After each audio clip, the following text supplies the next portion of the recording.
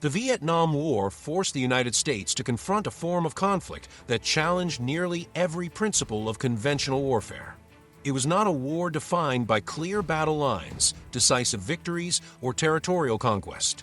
Instead, it was a prolonged struggle fought in villages, jungles, rivers, and remote regions where the distinction between combatant and civilian was often blurred. Terrain, population, and ideology became as important as firepower. Within this complex and often ambiguous environment, the U.S. Navy SEALs emerged as a specialized force designed to operate where traditional military units struggled to function. The Navy SEALs were officially established in 1962, but their origins reach back to World War II and the Korean War, where naval special warfare units demonstrated the effectiveness of small, highly trained teams conducting unconventional missions. By the early 1960s, American military planners increasingly recognized that future conflicts would not always resemble the large-scale, industrial wars of the past. Vietnam became the first major test of this new understanding, and for the SEALs, it became the defining chapter of their early history.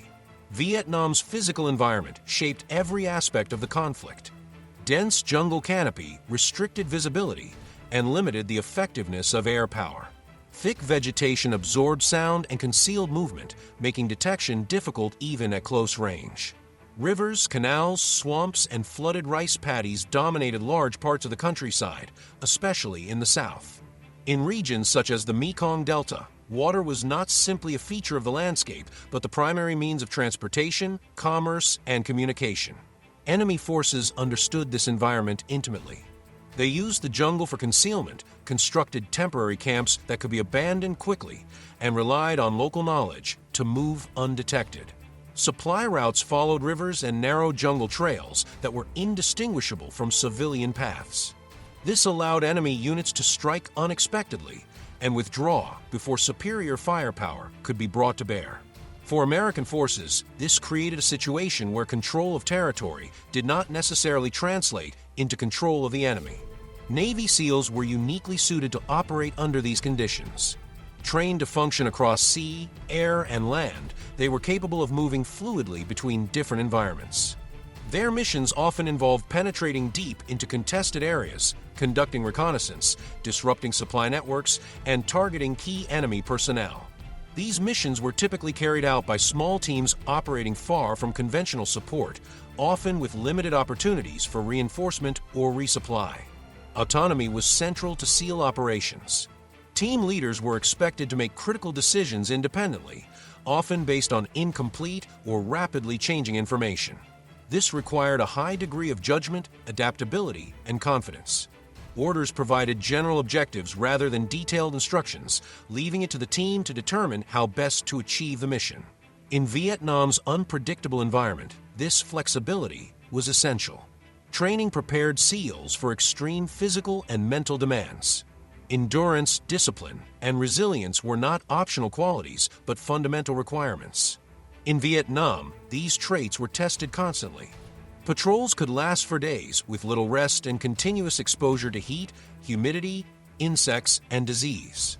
The physical toll was compounded by the mental strain of operating in hostile territory where enemy forces were rarely visible but always present. Movement through jungle terrain required patience and precision. Visibility was often limited to a few meters, forcing teams to move slowly and deliberately. Noise discipline was critical, as even a small sound could compromise a mission. The jungle distorted perception, making it difficult to judge distance and direction. Disorientation was a constant risk, especially during extended operations. Weapons and equipment were selected to balance firepower with mobility. Lightweight rifles allowed for quick movement and rapid response in close-range engagements. Heavier weapons provided suppressive capability when needed, but added significant weight to an already demanding load. Every piece of equipment had to justify its inclusion, as excessive weight increased fatigue and reduced operational effectiveness. Riverine operations were a defining feature of SEAL activity in Vietnam. Rivers and canals serve as infiltration routes, supply lines, and escape corridors. Navigating these waterways required constant awareness of potential ambush points, changing currents, and narrow channels. Enemy forces often used riverbanks for concealment, making these routes both vital and dangerous. Successful operations depended on timing, coordination, and an understanding of local conditions. Communication was essential but often unreliable. Radios were vulnerable to moisture, mud, and physical damage. Maintaining contact with command elements and support units required skill and redundancy. Communication failures could isolate teams and turn routine missions into life-threatening situations. As a result, SEALs were trained to operate effectively even when cut off from external support. The psychological demands of SEAL operations in Vietnam were immense. Operating for extended periods in hostile territory required sustained focus and emotional control. The absence of clear front lines meant that danger was constant and unpredictable. Sudden transitions from prolonged stillness to intense action placed extraordinary demands on mental resilience. Over time, this stress accumulated, testing even the most experienced operators. Intelligence gathering formed the foundation of many SEAL missions. Observation and reconnaissance allowed teams to identify enemy movement patterns, locate supply routes, and gather information that shaped larger military operations. This intelligence was often more valuable than direct engagement, as it enabled commanders to disrupt enemy logistics and plan operations more effectively. Direct action missions, when undertaken, emphasized speed and precision. SEALs relied on surprise and coordination to achieve objectives quickly. Prolonged engagements were avoided whenever possible, as they increased the risk of enemy reinforcement and complicated extraction. The goal was to strike decisively and withdraw before the situation escalated. Extraction was often the most dangerous phase of any mission. Withdrawal routes could be compromised by enemy awareness, environmental conditions, or equipment failure. Rivers that provided access could quickly become traps if enemy forces anticipated movement. Successful extraction required discipline, timing, and coordination under pressure. Environmental conditions imposed constant strain. Weapons required meticulous maintenance to prevent malfunctions caused by moisture and corrosion. Health issues such as infections, dehydration, and exhaustion were common. Medical self-sufficiency was therefore critical, as evacuation was not always immediately available. Interactions with the local population added moral and ethical complexity. SEALs often operated in areas where civilians lived alongside enemy forces, making identification of hostile elements difficult. These interactions highlighted the challenges of counterinsurgency warfare, where military objectives and humanitarian concerns were closely intertwined. SEALs frequently worked alongside other U.S. and Allied units, including South Vietnamese forces. Joint operations required coordination across cultural, linguistic, and procedural differences. While such cooperation could enhance effectiveness, it also introduced additional challenges that required careful management. The cumulative experience of Navy SEALs in Vietnam had a profound influence on U.S. military doctrine. Lessons learned about jungle warfare, riverine operations, and small unit leadership were incorporated into training programs and operational planning. The emphasis on adaptability, initiative, and intelligence-driven missions became defining characteristics of modern special operations forces. Vietnam also exposed the limitations of military solutions in counterinsurgency conflicts. Despite tactical successes, broader strategic challenges remained unresolved. SEAL teams often achieve mission objectives, yet the complexity of the war underscored the difficulty of translating battlefield achievements into lasting political outcomes. The legacy of Navy SEALs in Vietnam is therefore deeply multifaceted and cannot be reduced to tactics or battlefield success alone.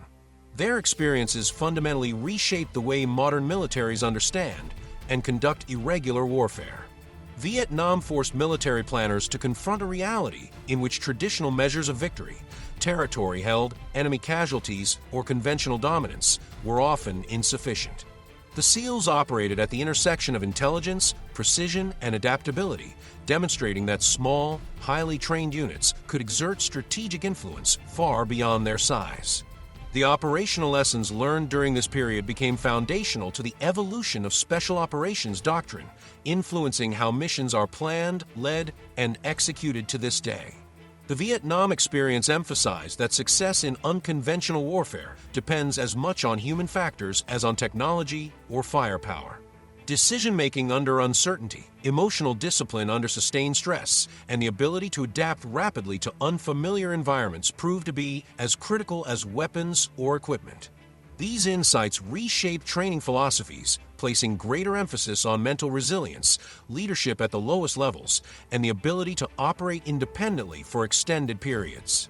Modern Special Operations Forces continue to draw directly from these principles, reflecting a legacy forged in the jungles and waterways of Southeast Asia. Today, the history of Navy SEAL operations in Vietnam serves as a powerful reminder of the human dimension of warfare. It underscores that wars are ultimately fought by individuals operating in complex moral, physical, and psychological landscapes. The SEALs' experiences highlight the necessity of judgment and restraint in environments where the enemy is not always visible and where the consequences of each decision can extend far beyond the immediate mission. These realities remain relevant in contemporary conflicts where ambiguity, asymmetry, and civilian presence continue to define the battlefield. The actions of these small teams, often conducted far from public attention or historical headlines, had an outsized impact on the development of modern military operations. Their missions influenced how intelligence is gathered, how forces are inserted and extracted, and how operations are conducted in denied or hostile environments. Many of the methods refined during the Vietnam War, such as small unit autonomy, intelligence-driven targeting, and flexible command structures, have become central elements of special operations worldwide. Ultimately, the story of Navy SEALs in Vietnam is one of endurance, adaptation, and institutional transformation. Operating in an unforgiving environment against an elusive and determined adversary, they were compelled to innovate continuously. Through trial, error, and hard-earned experience, they developed approaches to warfare that challenged conventional assumptions and expanded the possibilities of what small, specialized forces could achieve. Their legacy endures not only in doctrine, training programs, and operational manuals, but in the broader understanding of how modern conflicts are fought and endured. It is reflected in the continued reliance on special operations forces in complex global environments and in the recognition that adaptability, resilience, and human judgment remain decisive factors in warfare. The Vietnam War may belong to history, but the lessons forged by Navy SEALs during that conflict continue to shape the present and influence the future of military operations around the world. Make sure to subscribe to History Safe for more restored color footage from history.